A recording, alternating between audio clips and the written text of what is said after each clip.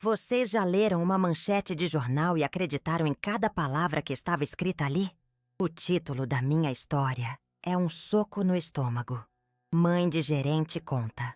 O delegado ia prender um ministro. Por isso morreu. Parece um roteiro de filme. Uma conspiração que a gente só imagina acontecendo em Brasília. Mas a verdade é que essa trama não foi selada num gabinete com ar-condicionado.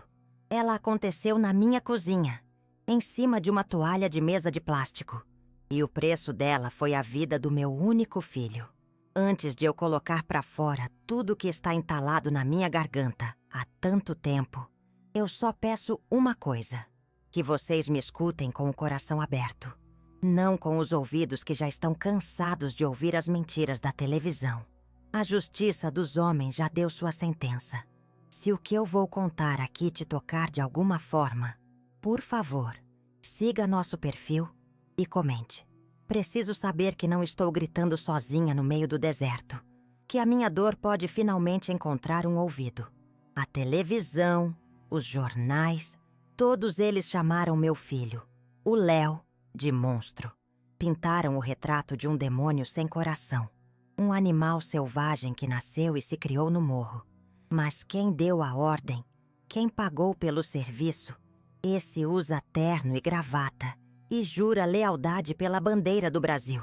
Meu filho foi só a ferramenta, uma ferramenta descartável, que eles usaram com precisão e depois jogaram fora no lixo, como se não fosse nada, como se não tivesse mãe, como se não fosse gente. Vocês enxergam o monstro, eu enxergo o menino. Eu vejo a mão que segurou aquela arma fria e pesada sendo a mesma mãozinha que se agarrava no meu dedo quando tinha medo do escuro, com um pavor de barata. Eles dizem que eu criei um monstro. A verdade é muito mais cruel. O monstro que eles inventaram, o sistema, roubou o filho que eu criei com tanto sacrifício. Roubou o menino que sonhava em me dar uma casa com piscina e que só queria me ver bem, me ver sorrindo. Hoje, meu filho está morto. Virou uma estatística fria num papel amarelado guardado na delegacia. E eu estou aqui, sozinha, na casa que ele reformou com o dinheiro que amaldiçoou a nossa vida para sempre. Mas antes que vocês julguem a mim ou a ele, precisam entender como tudo começou. Não foi com uma pistola na mão ou com um plano mirabolante. Foi num corredor de hospital público, com aquele cheiro forte de desinfetante e desespero, que a nossa sentença de morte foi assinada por um médico. Eu lembro do frio na espinha, da luz branca do corredor do SUS, que parecia zombar de mim. O médico, um homem com cara de cansaço, nem olhou nos meus olhos. Ele só folheou meus exames e disse as palavras que mudaram tudo. Uma cirurgia no coração. Urgente. E depois, o preço. Um número com tantos zeros que parecia uma piada de mau gosto. Um valor que eu não juntaria nem em 3 vidas inteiras, cozinhando na creche da comunidade. Aquele papel era meu atestado de óbito. O desespero tem um gosto amargo, um gosto de bile na boca. Eu saí de lá sem chão, tentando respirar o ar pesado e úmido da rua. Como eu ia conseguir?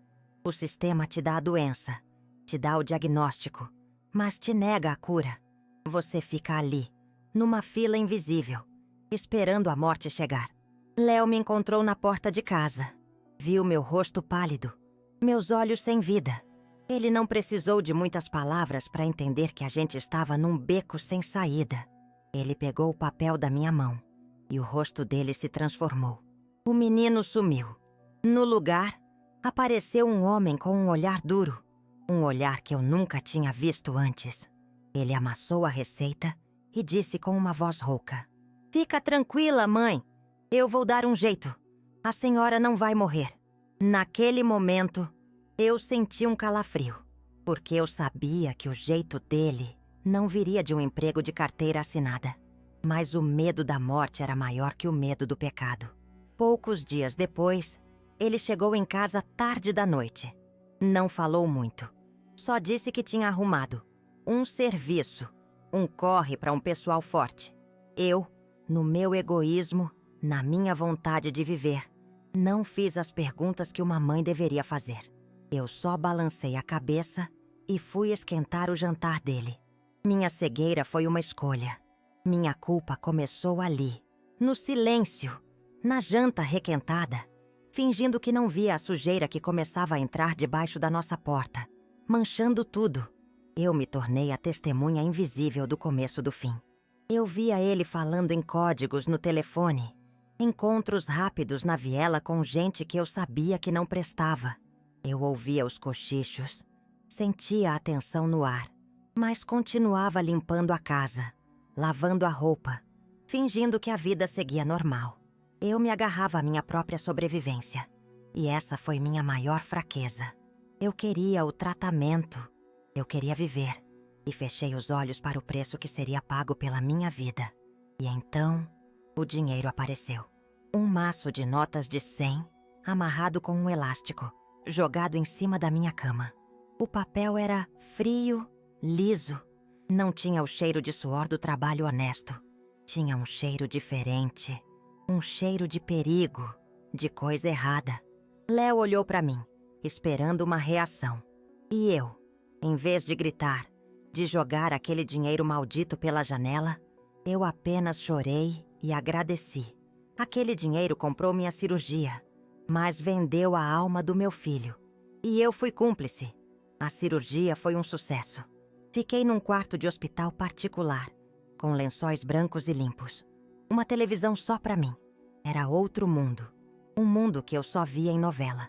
As enfermeiras me chamavam de Dona Cida, com um respeito que eu nunca tive no posto de saúde. Mas cada bip da máquina que media meu coração parecia uma contagem regressiva. Eu estava viva, meu peito costurado. Mas eu sentia que algo muito mais importante dentro de mim tinha morrido para sempre. Quando voltei para casa, ela estava diferente. Léo tinha mandado reformar tudo. A parede que vivia mofada agora estava lisa e branca. Tinha uma televisão enorme na sala. Uma geladeira nova que fazia gelo na porta. Ele me mostrava tudo com um orgulho triste no olhar, como se quisesse me convencer, e a si mesmo, de que tudo aquilo tinha valido a pena. Ele me deu o conforto que o mundo sempre me negou, mas cada objeto novo parecia um tijolo a mais no muro que nos separava. O primeiro luxo que ele instalou foi um ar-condicionado no meu quarto. Lembro do dia em que ele ligou. O ar gelado bateu no meu rosto e, em vez de alívio, eu senti uma ânsia de vômito. Aquele frio não era natural. Tinha o cheiro do dinheiro sujo, o cheiro do medo, da violência que pagou por ele. Eu nunca mais consegui dormir com aquilo ligado. Preferia o calor úmido e familiar da favela. O suor que me lembrava que eu ainda estava viva, apesar de tudo. Aos poucos, a vizinhança também mudou. O respeito que antes vinha do afeto, da troca de um prato de comida, virou medo. As pessoas abaixavam a cabeça quando eu passava. Ninguém mais me pedia uma xícara de açúcar. As portas se fechavam. O nome do Léo era sussurrado nas esquinas. Ele tinha se tornado uma autoridade, um gerente. Mas o poder dele era uma gaiola de ouro que nos trancou, nos isolou de todo mundo que um dia chamamos de nossa comunidade. Meu filho também já não era o mesmo. As camisas de time de futebol foram trocadas por roupas de marca, sempre escuras. O sorriso fácil desapareceu, dando lugar a um olhar sempre alerta, desconfiado. Ele parou de falar sobre o futuro, sobre os sonhos. Nossa conversa se resumia a: "Tá tudo bem, mãe. Precisa de alguma coisa?" Ele estava ali, no mesmo corpo. Mas o menino que eu criei tinha ido embora. A casca era do Léo. Mas, por dentro, outra pessoa morava. A primeira vez que vi a arma, meu coração parou. Ele estava sentado na mesa da cozinha. A mesma mesa onde ele fez dever de casa a vida inteira. Limpando uma pistola preta com uma calma assustadora. A luz da lâmpada amarela brilhava no metal frio. Ele desmontava e montava as peças com uma habilidade que me gelou o sangue. Aquelas mãos, que um dia só seguraram lápis de cor e bola de gude, agora manejavam a morte com uma intimidade que me fez querer gritar. Tudo ficou claro no dia em que o homem de terno subiu o morro. Não era a polícia, não era da firma, era algo diferente. Algo pior. O carro dele era preto, importado, e parou no início da viela, porque não conseguia subir mais. Ele desceu, impecável, os sapatos brilhando mesmo na poeira. Olhou para as nossas casas com um nojo disfarçado e caminhou em direção à nossa porta como se fosse o dono do lugar. O verdadeiro poder tinha chegado para uma visita. Eu estava na cozinha, coando um café, e me tornei, mais uma vez, a testemunha invisível. Fingi estar ocupada com as panelas, mas meus ouvidos estavam atentos a cada palavra. Léo o recebeu na porta, e a postura dele mudou instantaneamente. O gerente, temido por todos, o homem que fazia o morro inteiro tremer, encolheu. Ele ficou de cabeça baixa, quase não falava, apenas ouvia, como um menino levando bronca do diretor da escola. Eu nunca tinha visto meu filho daquele jeito. Sim, senhor. Pode deixar. Senhor. Será feito, senhor. A voz do Léo era quase um sussurro. O homem de terno falava baixo, calmo, sem nunca levantar a voz. Era a calma de quem não precisa gritar para ser obedecido. A calma de quem tem o poder absoluto. Eu vi, da fresta da porta da cozinha, o medo nos olhos do meu filho. Um medo puro, profundo. O medo de quem sabe que está lidando com um poder muito maior e muito mais perigoso do que qualquer arma. O homem de terno abriu uma pasta de couro caríssima e a colocou sobre a minha toalha de mesa de plástico. Aquela com estampa de galinhas. O contraste era um absurdo.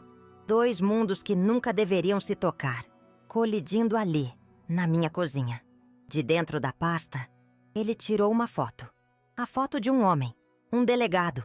E começou a ditar a rotina dele, os horários, os caminhos. Naquele instante, eu entendi. Aquele homem não era do morro. Ele era de Brasília. A verdade me atingiu como um soco. Léo não era o chefe. Ele nunca foi. Ele era apenas um empregado. Um peão num tabuleiro de xadrez imenso e sujo. O verdadeiro movimento. A verdadeira firma. Não usava chinelo e fuzil. Usava terno, falava manso e despachava de gabinetes com ar-condicionado. Meu filho era apenas a mão que eles usariam para puxar o gatilho. A peça descartável que seria sacrificada para proteger o rei. O inimigo era invisível e morava longe, muito longe do nosso esgoto a céu aberto. Na noite em que o delegado morreu, eu ouvi o toque do celular. Não era o toque normal do aparelho dele. Era um som agudo, monofônico, de um celular antigo, um daqueles que só servem para uma coisa: o telefone do serviço. Léo atendeu. Não disse uma palavra. Apenas ouviu. Levantou, vestiu uma jaqueta preta e saiu pela porta sem olhar para trás. O silêncio que ele deixou na casa era mais barulhento que qualquer tiro, que qualquer sirene. Eu não dormi. Fiquei sentada no sofá da sala, no escuro, olhando para o nada. Cada barulho na rua, cada cachorro latindo, fazia meu coração disparar. Na manhã seguinte, a notícia estava em todos os canais. A foto do delegado estampada na tela, a faixa amarela de urgente piscando. Delegado que investigava esquema de corrupção é executado no Rio. Meu sangue gelou. Eu sabia que a mão que tinha feito aquilo era a mão do meu filho. A mão que eu tinha beijado tantas noites. Ele só voltou de madrugada. Entrou em casa como um fantasma, silencioso, sujo. Havia uma única gota de sangue escuro no seu sapato, que pingou no nosso chão limpo. Ele não me olhou. Passou direto por mim. Foi até a cozinha e simplesmente desabou. Sentou no chão, abraçou os joelhos e começou a chorar. Não era o choro de um homem, de um bandido. Era o choro de uma criança perdida. Um soluço que vinha do fundo da alma. Naquele choro, eu vi que o meu menino tinha morrido junto com o delegado. A alma dele tinha sido executada naquela mesma noite. O que sobrou ali, sentado no chão da minha cozinha, era só uma casca vazia, Um corpo assombrado pelo que tinha feito. A ordem do doutor não matou apenas um homem da lei. Matou a última fagulha de inocência que ainda existia dentro do meu filho.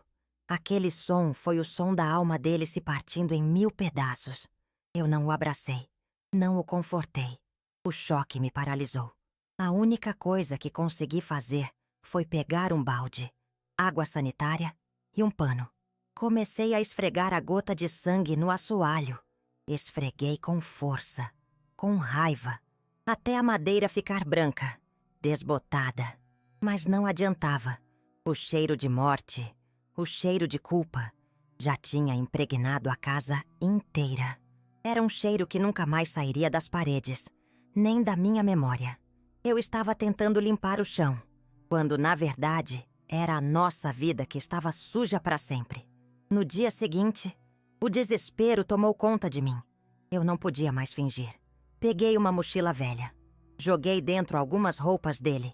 Uma foto nossa de quando ele era criança, sorrindo, com a camisa do time da escola. Eu precisava tirá-lo dali. Eu precisava salvar o que ainda restava do meu filho, mesmo que fosse só um caco. A única ideia que me veio à cabeça foi fugir, desaparecer, voltar para o nada de onde viemos. Fui até ele, que estava deitado na cama, olhando para o teto, e mostrei a mochila. "Vamos embora, meu filho", eu implorei, com a voz embargada. "A gente vai para a Bahia, para casa da sua tia. Ninguém vai achar a gente lá. A gente recomeça, mas Léo, a gente vende picolé na praia, faz qualquer coisa, mas a gente some daqui. Por favor, meu filho, por mim." As lágrimas corriam pelo meu rosto, e pela primeira vez em muito tempo, eu vi algo nele. Por um instante, a esperança brilhou. Um brilho de vida voltou aos olhos dele. O olhar do menino assustado, que só queria a mãe por perto. Ele sentou na cama, olhou para a mochila, olhou para mim e balançou a cabeça, concordando. Um sim silencioso, mas que para mim soou como um milagre. Naquele momento, eu acreditei. Acreditei que ainda havia uma chance. Uma pequena fresta de luz no fim daquele túnel escuro em que tínhamos nos metido. A sensação de alívio durou pouco, apenas algumas horas. Fiz café, sentamos à mesa para planejar a viagem. Os horários do ônibus. Parecia uma manhã normal, uma família planejando férias. Mas era uma farsa. A normalidade era uma ilusão frágil. Porque o sistema, o verdadeiro poder, tem olhos e ouvidos em todos os lugares. A coleira que eles colocaram no pescoço do meu filho era invisível, mas era mais forte que qualquer corrente de aço. A nossa fuga era um sonho impossível. Naquela mesma tarde, o homem de terno voltou. Desta vez, ele não precisou subir. Mandou um dos vapores do morro me chamar. Desci a viela com as pernas tremendo. Ele estava encostado no seu carro preto, impassível. Não trazia a pasta de couro. Não trazia ordens. Ele tinha nas mãos apenas um envelope branco, simples, e um sorriso fino, quase imperceptível, nos lábios. Um sorriso que me deu mais medo do que qualquer arma apontada para a minha cabeça. Ele não me ameaçou, não gritou. Foi educado, quase gentil. E isso era o mais aterrorizante. "Dona Cida, boa tarde. Não quero tomar seu tempo. Só vim trazer um recado para o Leonardo. Um lembrete. Na verdade, a voz dele era macia, mas cortava como vidro. Ele me estendeu o envelope. Minhas mãos tremiam tanto que quase não consegui pegar. Eu sabia que ali dentro não havia dinheiro. Não havia uma proposta. Havia o nosso fim. Abri o envelope e o que vi me roubou o ar. Era uma foto. Uma foto colorida, nítida. A minha neta, filha do Léo, com seu uniforme escolar, sorrindo no portão da creche, segurando um sorvete. Uma foto inocente. Uma cena do dia a dia. Mas nas mãos daquele homem, era uma arma. Era uma sentença de morte. Não era uma ameaça de violência. Era uma promessa. A promessa de que eles poderiam alcançá-la a qualquer momento. A mensagem era clara. brutal. A família não era um porto seguro. Era a coleira. Eles não precisavam prender o Léo. Não precisavam ameaçá-lo diretamente. Eles tinham o que ele mais amava no mundo. Eles tinham o futuro. Eles tinham a nossa alma nas mãos. A fuga não era mais uma opção. A liberdade não existia. A única escolha era obedecer. Era esperar calado pelo próximo comando. Pela próxima ordem que viria do asfalto. Subi o morro de volta sentindo o peso do mundo nas costas. Entreguei a foto para o Léo sem dizer uma palavra. Ele olhou e eu vi o exato momento em que o último resquício de luta morreu dentro dele. Seus ombros caíram. O brilho de esperança nos olhos se apagou de vez. Ele era um animal encurralado. Um boi indo para o matadouro. Ele entendeu que não havia saída. A vida da filha dele era o preço do seu silêncio e da sua obediência. Uma semana depois, aconteceu. A operação policial no morro. O barulho do helicóptero rasgando o céu. O som dos tiros ecoando pelas vielas. O noticiário chamou de troca de tiros. A versão oficial era que meu filho, o perigoso traficante Léo, tinha resistido à prisão e sido morto em confronto. Uma mentira deslavada. Não houve confronto. Houve uma execução. Uma queima de arquivo, limpa e eficiente, para apagar a ponta solta que ligava o morro ao poder. Para ele, não teve hospital particular. Não teve quarto com ar-condicionado. Teve apenas um saco preto, uma maca de metal frio no IML e um número numa etiqueta amarrada no dedão do pé. Eu tive que ir lá reconhecer o corpo. Ver meu filho, meu menino, deitado naquela pedra gelada, com os olhos abertos e vazios. Aquele foi o verdadeiro fim. O fim de tudo. O fim da esperança, da luta, da vida. E depois, o silêncio. O ministro foi reeleito, com um discurso forte sobre lei e ordem, prometendo limpar o país da bandidagem. O delegado morto virou herói. Seu nome foi dado a uma rua chique na Zona Sul. Uma placa de metal brilhante para honrar sua memória. A justiça dos homens seguiu seu curso, premiando os carrascos e homenageando-as à televisão. Os jornais. Todos eles chamaram meu filho, o Léo, de monstro. Pintaram o retrato de um demônio sem coração. Um animal selvagem nascido e criado no morro. Mas eu pergunto a vocês, quem deu a ordem? Quem pagou pelo serviço? Esse não usa chinelo, não mora em barraco. Esse usa terno, gravata e jura lealdade pela bandeira do Brasil em rede nacional. Meu filho foi só a ferramenta. Uma ferramenta que eles usaram com precisão e depois jogaram fora como se não fosse nada. Não me entendam mal. Eu não estou aqui para dizer que meu filho era um santo. A mão que segurou aquela arma fria e pesada era a dele. Sim, mas era a mesma mãozinha que se agarrava no meu dedo quando tinha medo do escuro. A mesma que me trazia a flor do mato amassada. Vocês chamam meu filho de monstro.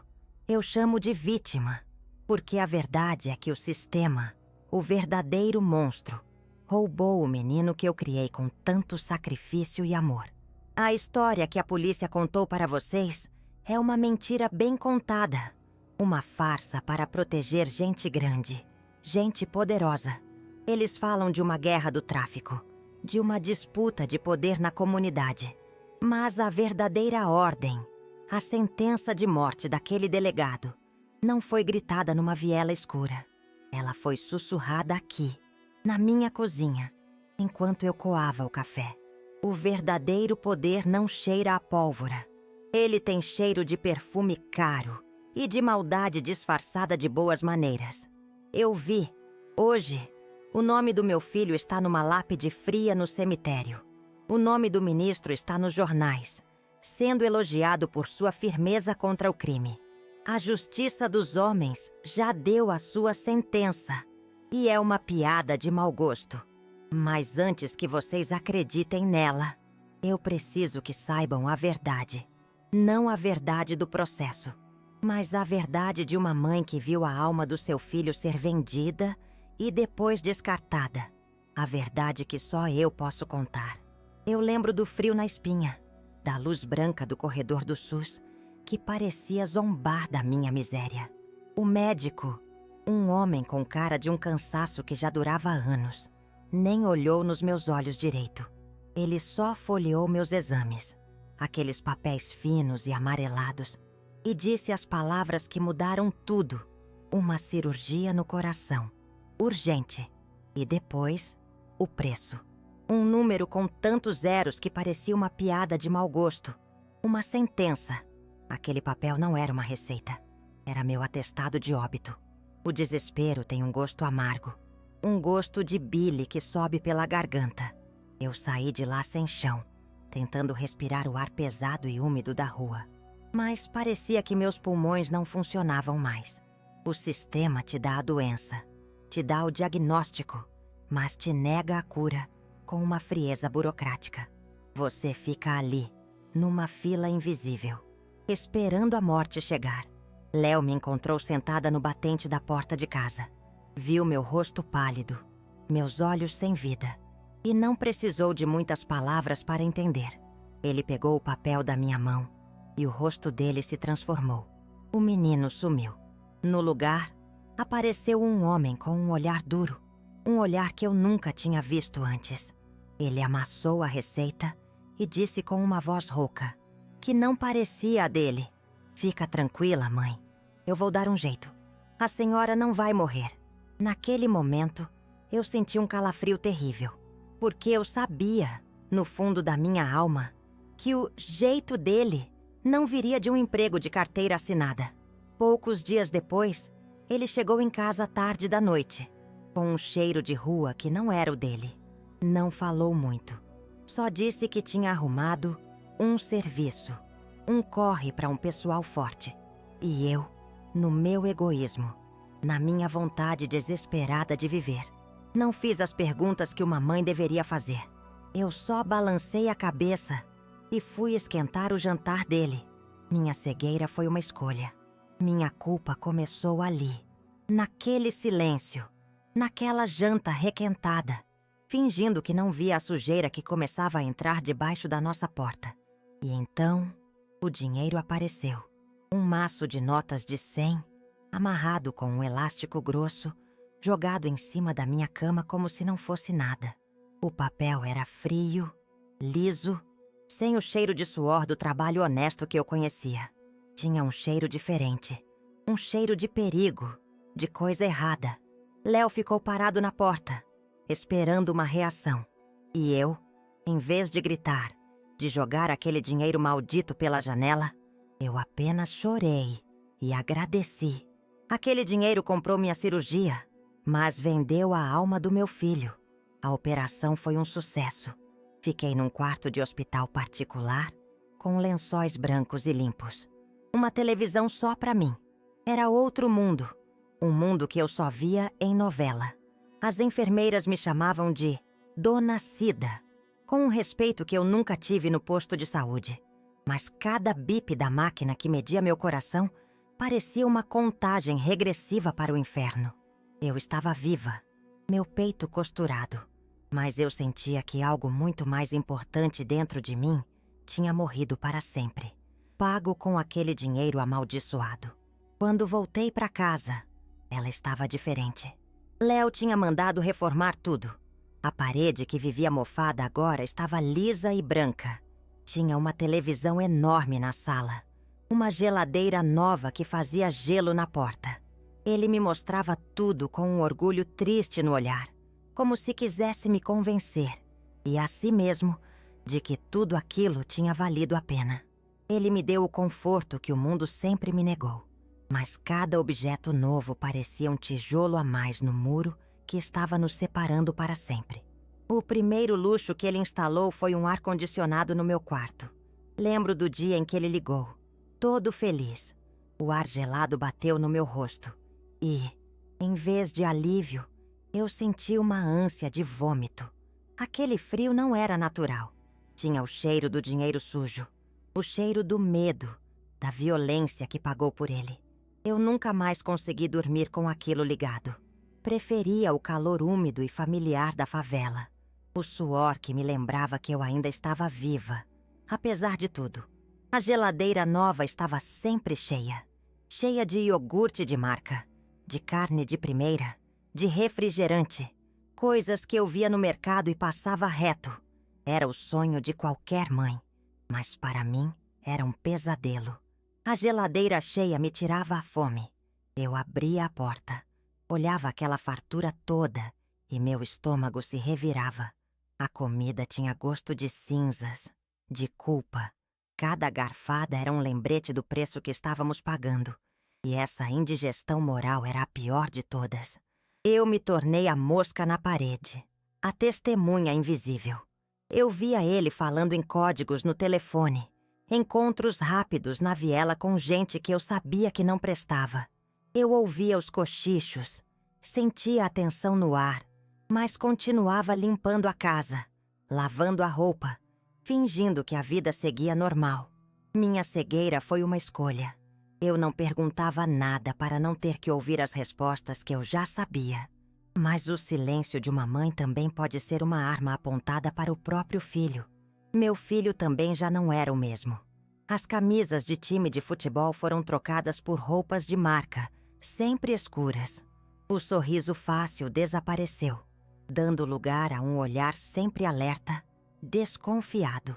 Eu o vi contando um bolo de dinheiro na mesa da cozinha com uma agilidade fria. E aquelas mãos, tão rápidas e eficientes, eram as mesmas mãos pequenas e desajeitadas que um dia guardaram moedinhas num cofrinho de porco. Por meses. Só para me comprar um vasinho de violetas no Dia das Mães. A primeira vez que vi a arma, meu coração parou.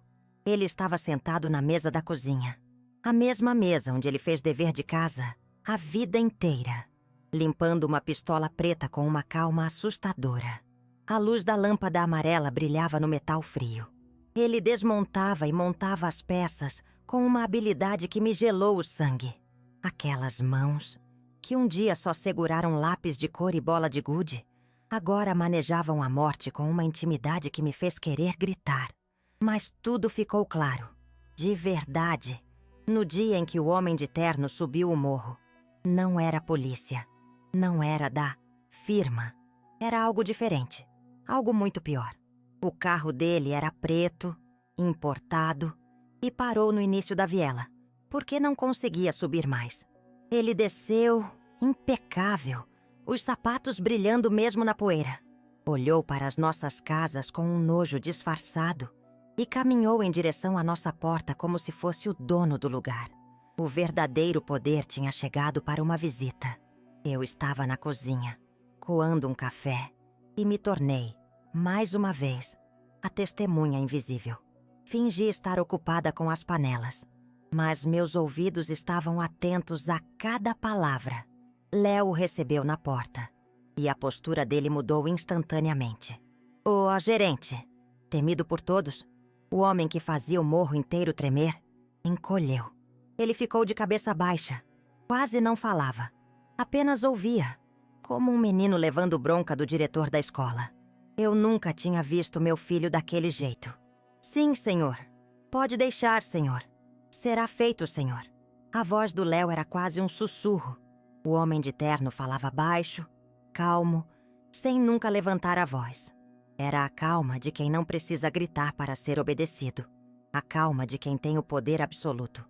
Eu vi, da fresta da porta da cozinha, o medo nos olhos do meu filho. Um medo puro, profundo. O medo de quem sabe que está lidando com um poder muito maior e muito mais perigoso do que qualquer arma. O homem de terno abriu uma pasta de couro caríssima e a colocou sobre a minha toalha de mesa de plástico, aquela com estampa de galinhas. O contraste era um absurdo. Dois mundos que nunca deveriam se tocar, colidindo ali, na minha cozinha. De dentro da pasta, ele tirou uma foto. A foto de um homem, um delegado, e começou a ditar a rotina dele, os horários, os caminhos. Naquele instante, eu entendi. Aquele homem não era do morro. Ele era de Brasília. A verdade me atingiu como um soco. Léo não era o chefe. Ele nunca foi. Ele era apenas um empregado. Um peão num tabuleiro de xadrez imenso e sujo. O verdadeiro movimento A verdadeira firma. Não usava chinelo e fuzil. Usava terno. Falava manso. E despachava de gabinetes com ar-condicionado. Meu filho era apenas a mão que eles usariam para puxar o gatilho. A peça descartável que seria sacrificada para proteger o rei. O inimigo era invisível. E morava longe. Muito longe do nosso esgoto. Quando o homem foi embora, deixou para trás um silêncio pesado, fedendo a desgraça. Léo ficou parado no meio da sala por um longo tempo, olhando para o nada. A visita tinha acabado, mas a nossa sentença de morte tinha acabado de ser assinada. Eu sabia que, a partir daquele momento, não havia mais volta. O menino que sonhava em me dar uma casa com piscina estava prestes a se tornar o monstro que os jornais queriam. E tudo isso por ordem de um homem que nunca sujaria as próprias mãos. Na noite em que o delegado morreu, eu ouvi o toque do celular. Não era o toque normal do aparelho dele. Era um som agudo, monofônico, de um celular antigo. Um daqueles que só servem para uma coisa: o telefone do serviço. Léo atendeu. Não disse uma palavra, apenas ouviu. Levantou, vestiu uma jaqueta preta e saiu pela porta sem olhar para trás. O silêncio que ele deixou na casa era mais barulhento que qualquer tiro, que qualquer sirene. Eu não dormi. Fiquei sentada no sofá da sala, no escuro, olhando para o nada. Cada barulho na rua, cada cachorro latindo, fazia meu coração disparar. Na manhã seguinte, a notícia estava em todos os canais. A foto do delegado estampada na tela, a faixa amarela de urgente, piscando. Delegado que investigava esquema de corrupção é executado no Rio. Meu sangue gelou. Eu sabia que a mão que tinha feito aquilo era a mão do meu filho. A mão que eu tinha beijado tantas noites. Ele só voltou de madrugada.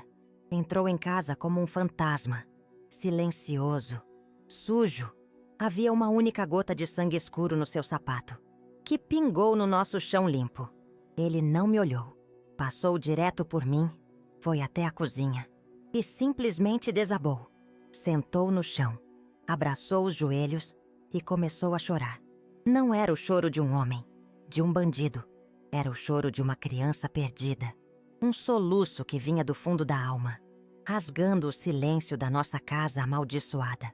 Naquele choro, eu vi que o meu menino tinha morrido junto com o delegado. A alma dele tinha sido executada naquela mesma noite. O que sobrou ali, sentado no chão da minha cozinha, era só uma casca vazia, um corpo assombrado pelo que tinha feito. O som daquele pranto não era de arrependimento. Era o som da alma dele se partindo em 1000 pedaços, e cada pedaço cortava a minha por dentro.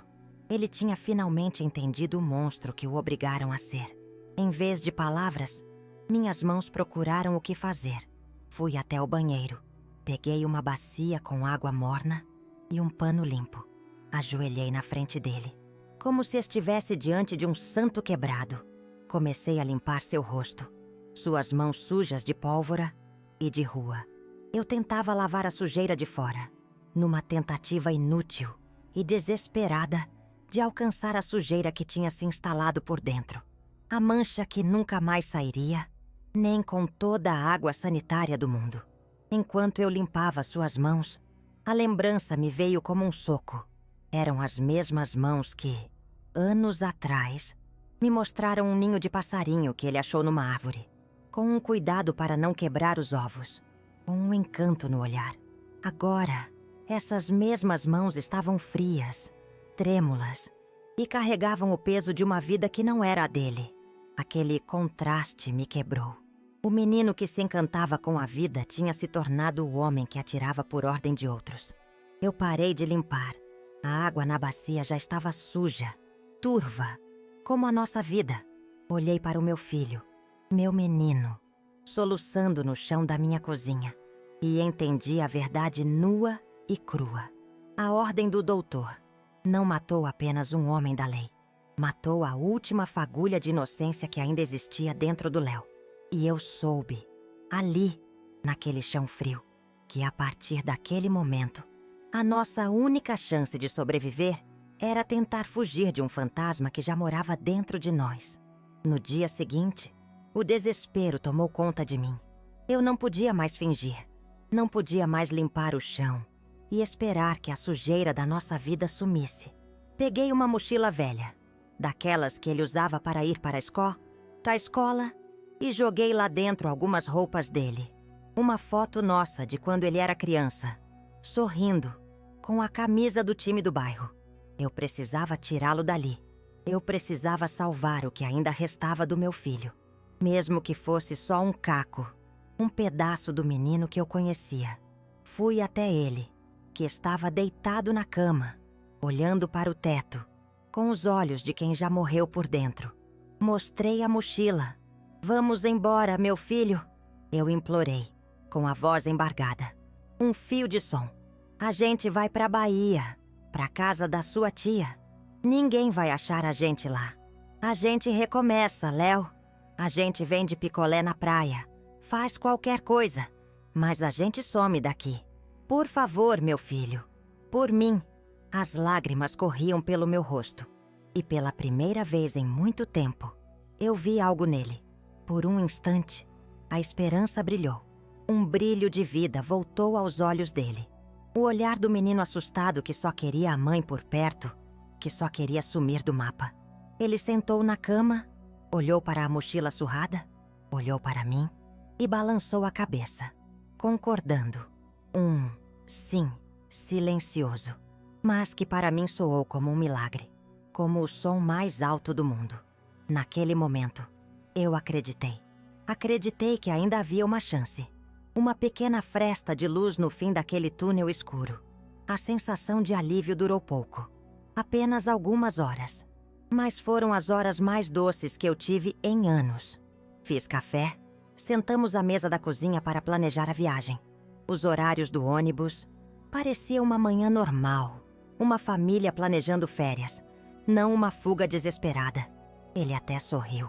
Um sorriso pequeno, torto, quando eu disse que ele ia ficar com a pele toda queimada de sol.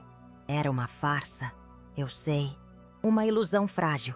Mas naquele momento, naquela cozinha, eu me agarrei a ela com todas as minhas forças. Nós sonhamos acordados. Falamos do cheiro do mar, do gosto do acarajé, da vida simples que teríamos. Uma casinha de porta e janela, um quintal com pé de manga. Ele disse que ia me ensinar a nadar. Eu imaginei ele sem aquela sombra nos olhos, sem o peso do mundo nas costas. Imaginei meu menino de volta. Por algumas horas, o dinheiro sujo, o homem de terno e o delegado morto pareceram um pesadelo distante, algo que tinha acontecido com outras pessoas, em outra vida, muito longe da nossa cozinha. A mochila ficou ali, encostada na porta, como um troféu, como a promessa de uma nova vida. Dentro dela, não tinha só roupa, tinha o nosso futuro, ou o que a gente imaginava que poderia ser. Eu olhava para ela a cada minuto, com o coração apertado de medo e de esperança. Era a nossa única chance, a nossa única porta de saída daquele inferno que nós mesmos ajudamos a construir. Tudo parecia tão real, tão perto. Faltava tão pouco para a gente conseguir escapar daquela teia. Eu fiz o prato preferido dele no almoço. Bife com batata frita e arroz soltinho. Ele comeu com gosto, raspou o prato, coisa que não fazia há meses. Foi a nossa última refeição feliz, a nossa última paz. Uma paz comprada com mentiras que contamos a nós mesmos, mas que, por um breve momento, teve gosto de verdade. Mas eu não sabia, eu não podia imaginar que a nossa liberdade já tinha um preço e que o cobrador estava a caminho. A fuga era um sonho e o despertar seria brutal. A nossa paz durou menos que um pingo de chuva no chão quente da favela. O sonho da Bahia, da vida nova, morreu naquela mesma tarde. O homem de terno voltou. Desta vez, ele não precisou subir.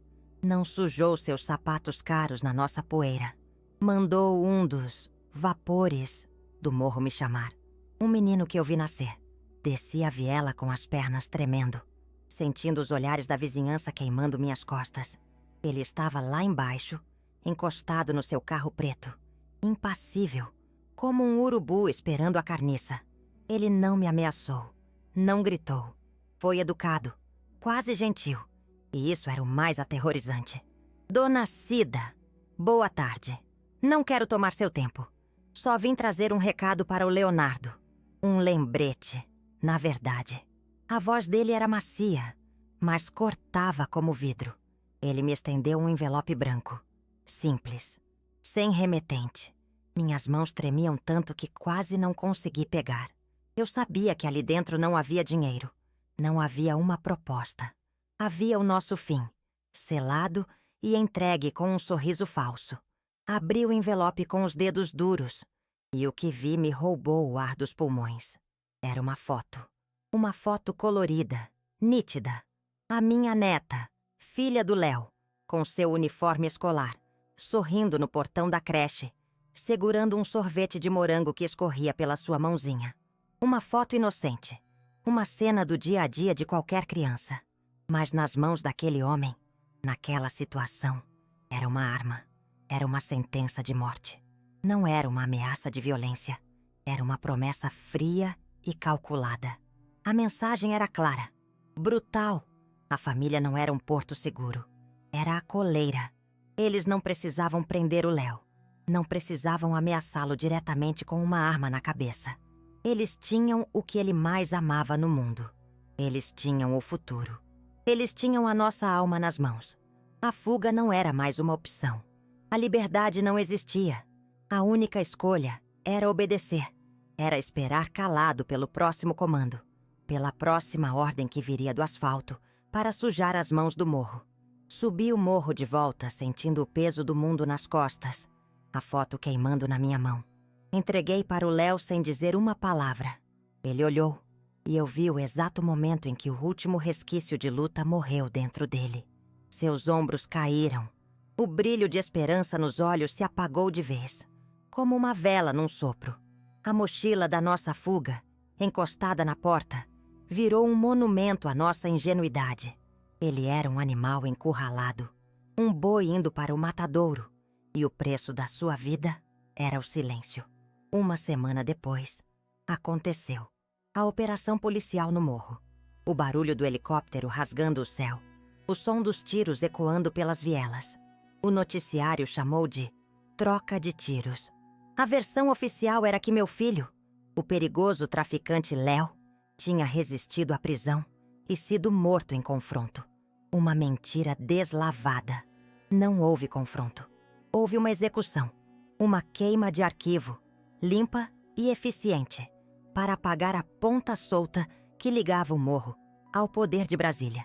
Eu tive que reconhecer o corpo do meu menino no IML. E depois, o silêncio. O ministro foi reeleito, com um discurso forte sobre lei e ordem, prometendo limpar o país da bandidagem. O delegado morto virou herói. Seu nome foi dado a uma rua chique na Zona Sul, uma placa de metal brilhante para honrar sua memória. E o meu filho? Meu filho virou estatística. Eu fico aqui, sozinha, na casa que ele reformou com o dinheiro que nos amaldiçoou, cuidando da minha neta. E eu sei que, no fim das contas, o morro só serve para enterrar a sujeira do asfalto. O Chari Doutor Na, o ministro, dorme em paz no seu apartamento de luxo, com a consciência tranquila. A prova do crime dele está enterrada aqui, debaixo dessa terra, com o nome do meu filho numa cruz de madeira barata. A justiça dos homens já deu sua sentença, e é uma piada de mau gosto. Mas a minha história, a verdade, só começa agora. Se o que eu contei aqui te fez sentir qualquer coisa, por favor, siga nosso perfil e comente. Preciso que vocês me ajudem a gritar, porque a voz do meu menino eles não vão conseguir enterrar.